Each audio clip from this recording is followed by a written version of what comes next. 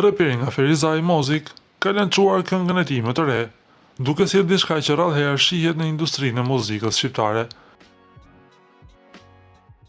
Në këtë projekt, ai nuk ka zgjedhur të sulmojë vetëm të tjerët, por ka kthyer gishtin nga vetja duke u përballur me mëkatet dhe gabimet e tij në një lloj vetgjyqi publik.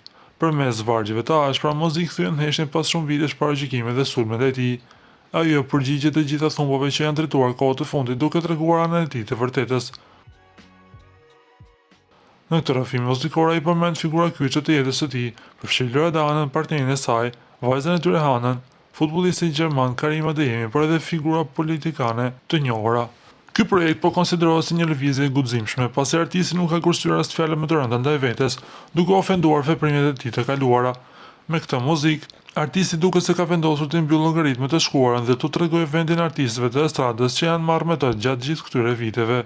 Kënga është e gjatë, 6 minuta, dhe në këtë këngë thuhen pak a shumë opinionet e shumë komentuesve që flasin për jetën e Mozik, sikur ta kishin përjetuar vetë ata. Juve si u duk kënga? Lini komentin tuaj poshtë videos.